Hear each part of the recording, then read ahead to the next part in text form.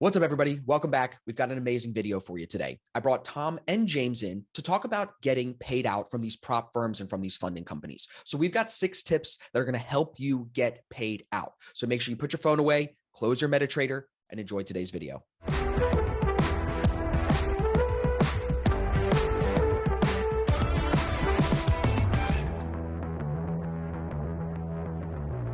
All right, everybody, welcome back to another video. I've got Tom and James with me here today. We're going to talk about 6 keys to getting paid out. Tom, James, myself, and many other traders in our group at ASFX have been able to get paid out by these different prop firms, these different funding companies. And it's a hot topic. It does well on my viewership. And we want to promo the BSC, the Black Shirt Club. We have an enrollment period that is now open for September's coaching program. So starting September 1st, we're going into a 12-week intense coaching program led by Tom and James and myself. So you're going to be working closely with the 3 of us, and we're going to be walking you through our trader improvement workbook, which includes daily report cards, weekly report cards, habit trackers, basically everything you need to build your trading business, diagnose your weaknesses, and then figure out how to build some type of a plan to improve them. Right, Tom? That's basically what we modeled the entire program around.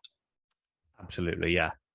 So now having this new program ready to move forward in September, we're looking to fill 15 seats. I've already filled 2 of them at the time of filming this. So if you're watching and you want to apply, you want to talk to us and maybe see if this is something that you have the time for and are willing to commit to see the result, go to asfx.biz/BSC. Now, we're going to come back to the program a lot in today's video, and we're going to talk about how these 6 keys are actually stuff that we focus on every single day in the Black Shirt Club. And I think part of James's success and Tom's success and even my success is because we surround ourselves with like-minded and really motivated, disciplined professional traders. And that's something that we put at the forefront of focus in the Black Shirt Club. So James, coming off of a record-breaking payout month with 3 payouts in total over 25K, right, James? About 24, 25, something like that. Yeah, that's correct. Yeah. Yep, correct. Coming off of that month, a lot of people want to talk to you. A lot of people want to say, what is James doing that is leading to this success?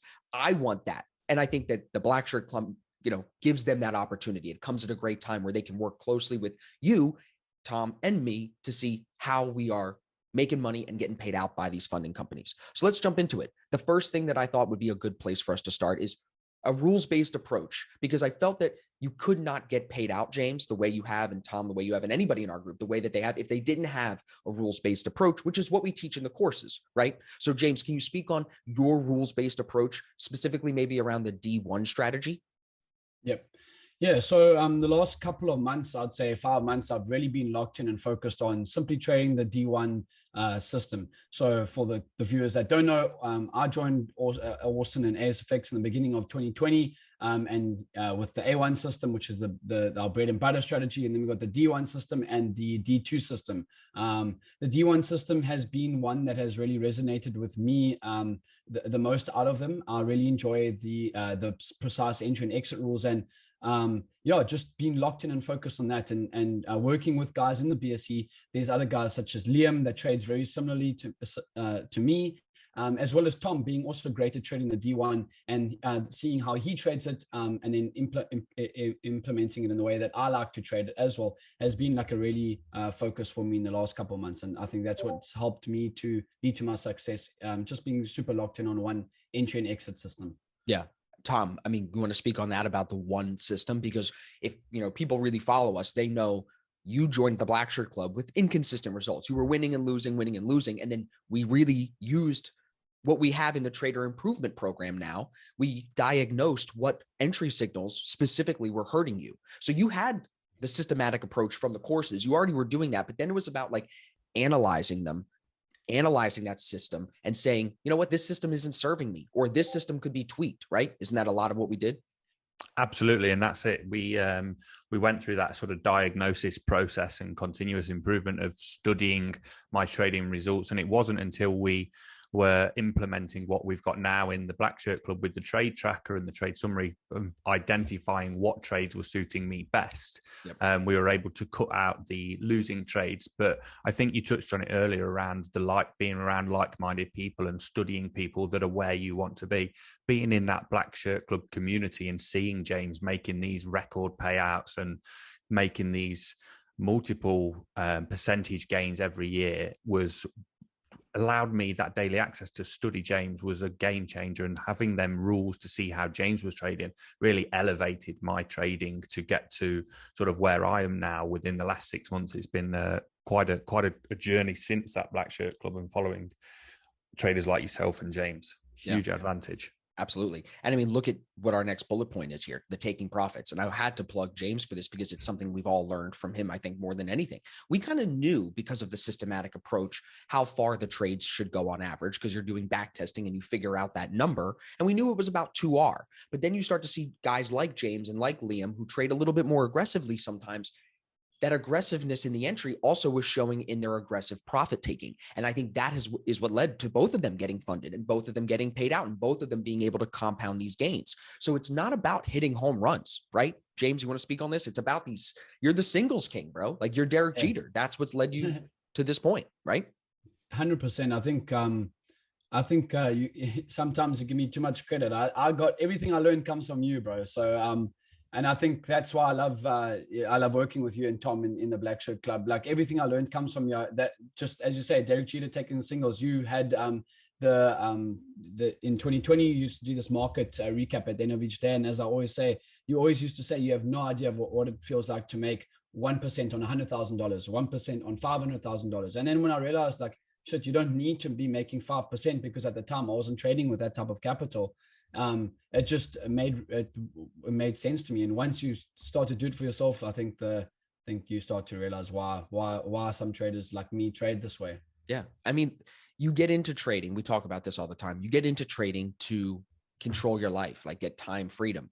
And then you get married to trading because you think that it's the answer to everything. And then you're stuck at the desk all day instead of saying, how do I just get in, make money, and get out of here?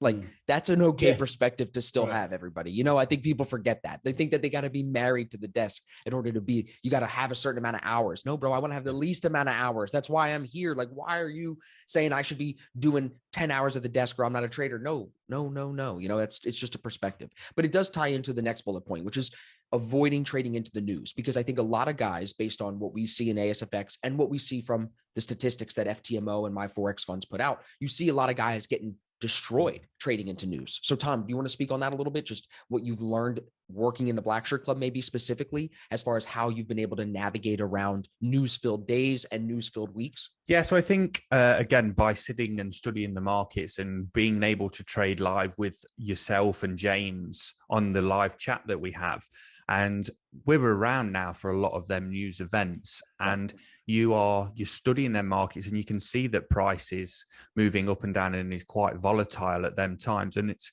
only through sort of collecting the data or the markups to say that if we were to take these trade ideas into news, they would be winners and losers. And we have the ability now to collect that data through the workbooks that we've created, and we can see when it becomes prosperous to trade into news or not. So I think, again, it comes back to studying people that are where you want to be. No, you guys are always saying don't trade into news or avoid red impact news in Forex and things like that. You become more aware of it and more selective because you've seen that you can take them rips, and it does erode into your edge, I suppose, a little bit more. And becomes a little bit more like a gamble. So no, it's only through studying you pair that I've become a lot more aware of that. That's very well said. Do you guys think, I mean, I'm curious to know what both of you think. Do you consider the New York stock market open a news event? Like, what will you do? Give people some tactics here. If you're in a trade on a Forex pair going into 9:30 a.m. New York time, what are you going to do? Personally, for Forex, it wouldn't impact me if I'm trading an FX pair. But if I'm trading an indice, yes, I consider that a news event. I wouldn't be trading 30 minutes to 45 minutes before the New York Stock Exchange open if I'm looking to trade the Nasdaq, the Dow Jones, or the S&P 500.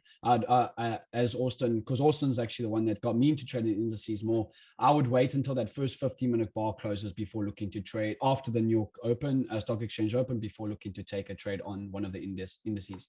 Would you do anything different, Tom? No, I'd be the same. I wouldn't be too fussed on an FX pair, but 9:30 on indices and potentially Bitcoin at the minute, I'd be looking to lock stops if I'm in a trade, or just avoid for that first 15 minutes. Love it. Okay, so let's talk about this. This is a great bullet point that goes right after that. keeping losses small. We know most people are not using a stop loss, sadly, and we try to fix that as we talk to people. And I think people learn that as they trade more and they have more experience. You got to limit your risk. But instead of focusing this question and this bullet point on limiting risk, which is something I talk about and we talk about a lot, I wanted to talk about it as a perspective of, I'm already in the trade. Now, how do I keep this loss small? So let's talk about cutting losers quickly. How does the Black Shirt Club allow both of you guys, James, if you want to go first, how does it allow you to know that it's okay, like to cut your losers and share that and be comfortable? How do you feel comfortable to share your losers, I guess is the question, in the Black Shirt Club? Well, I think everyone, I think, as we all know, you're not going to win 100% of the trades. Like I've had a good win rate this year, 81% of the trades, but yes, I still have losers. Of course, right. 19% of my trades are losers. And I had a loser when it was 2 weeks ago on NASDAQ, and I shared it, and I had a good, that's actually what you're talking about now, cutting the losers quickly. I think one thing is just having accountability inside the group, filling in those daily report cards. Guys will ask you, how did you cut the loser? How did you cut that trade quickly? Like I think I pulled the trade early before the stop loss because the 1 minute L50 dipped into the opposite zone. So having those specific exit rules, if you're in a trade and it's not working out for you immediately, then having those specific rules and guys in the BSC for accountability to be able to share that, because trading is a tough performance sport, if you want to call it that, already by yourself. So you need those accountability partners to keep there to motivate you and keep you on the right path. Yeah. What would you add to that, Tom? So 3 things for me. Losses are inevitable, first of all. So every single trader on this planet will take a loss. Mm-hmm. So we all have them, where everybody knows they have them. The second one is the environment that we're in.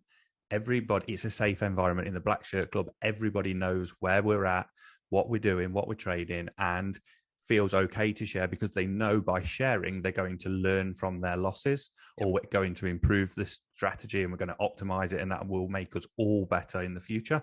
And then the third one is going back to that first point that we discussed. We have rules for when we're going to take stops. We have rules for when we're going to reduce risk. We have rules for when we're going to take profit. So all we're doing is just following our plan with an edge that we know we've got in the market. Yeah. I love what you said, that it's like a safe environment, because I think a lot of Forex traders or day traders in general join groups, and if they give their opinion, they get shit on, they get yelled at, they get cursed out. And that is the opposite.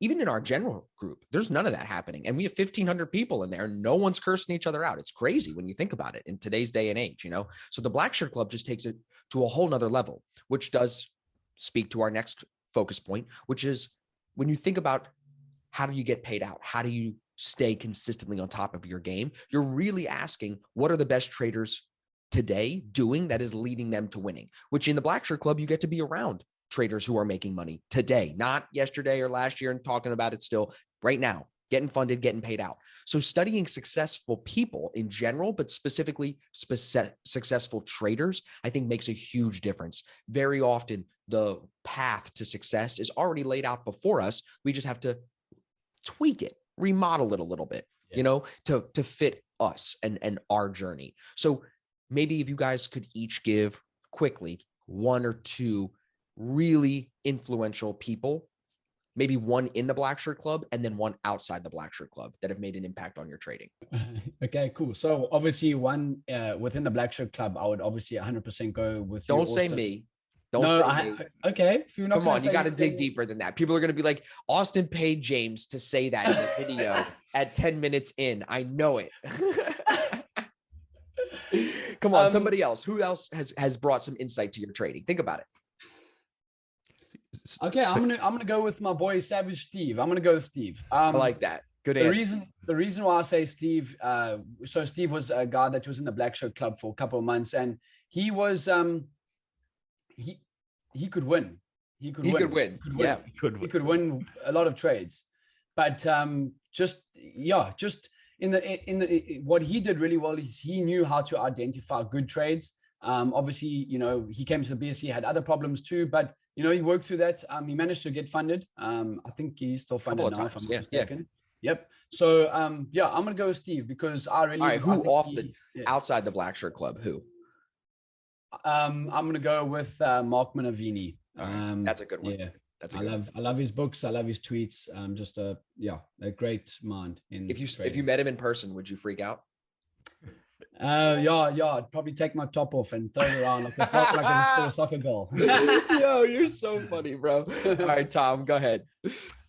So inside the Black Shirt Club, mine would be a guy called Luke Robinson. I'm going to say that just because he saved me so much money on a tip that he found on the D1 entry around body in the 50 EMA. So I have to hands up say that that little bit of nugget of information led me love to that. it. Definitely Bro, getting awesome. Funded. Great. Love that. I think I do remember you bringing that up before. Yeah, he was a cool guy. We had a lot in common. All right. Outside. Off the charts, I'm going to say somebody that I've gotten into following recently, and it's Lance Britstein on Twitter. So I think it's at Lance B. He was the highest paid trader at Trillium prop firm, and I think now he's working with the SMB traders. Yep. He's got some great podcasts as well. So I'm going to say him. Great. Love that. All right. Last key to getting paid out, knowing when to stay flat. So for everybody that watched this far in the video, you might have been expecting a little bit more of a dramatic ending tip, but it's really important to understand when to stay flat. And it's something that you want to approach from a professional perspective, meaning it isn't so much as like, oh, I'm sleepy, I don't want to show up today and trade. That can be discussed at a different time. But when I say knowing when to stay flat, is I'm going to be able to sit here for 6 to 8 hours sometimes and not take a trade, generate 6 ideas and not click the button once. Wouldn't you both agree? There's phases, right? When you can make the turn from saying, I'm not trading every idea I have, I'm going to mark them up, document everything, but really try to find my highest probability trades. That shift is huge for anyone that is trying to get paid out, right? Yeah, I think that comes that follows on from studying successful traders in this career.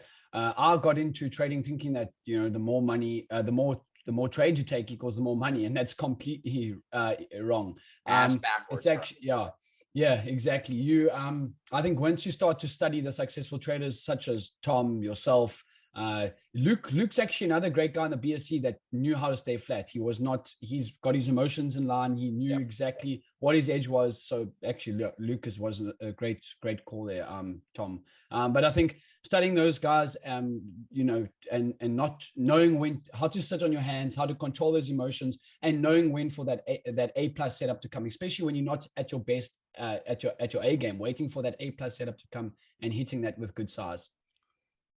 Tom, you want to add anything? Yeah, so I think I am gonna plug James on this because again, going back to the Black Shirt Club, and I remember in sort of February, March, start of April when the markets were starting to turn. James, I was taking trades and still swinging the bat, coming off the back of getting funded, and James was throttling back because he noticed the change in market environment. So it's, again, great to be around traders like James on a daily basis that is starting to identify their market changes very, very quickly, and can definitely happily sit there for a week or two without taking a trade. But when that opportunity presents, you can dare bet James is definitely going to be in that trade. Yeah, and I think when you think about the title of the video, again, it's just about getting paid out. Yeah, passing a funding challenge would have been 6 different tips than this. These tips are geared towards capital preservation, everybody. We don't want you to lose money. That's the big thing. You did the hard thing to get the money. Now you have to really see it as a different business almost of being funded versus trying to get funded. I think that that's a big thing to understand too. Different risk profiles, different aggressive styles, like everything is different. So once you have the money, you're already funded, these tips apply to keep you from losing as little as possible and help you make as much as possible.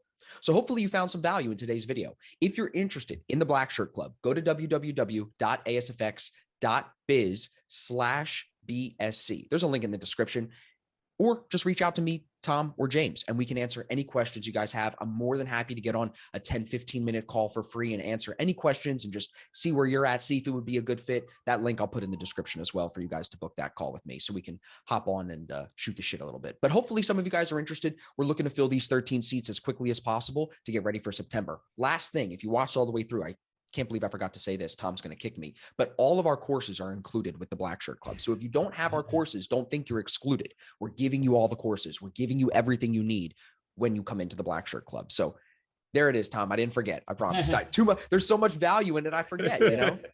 So no, this has been great. James, Tom, appreciate you both. Everybody, make sure you're subscribed. We've got a lot of amazing, entertaining, and valuable content coming for you guys in the future. So we appreciate you, and we'll see you guys in the next video.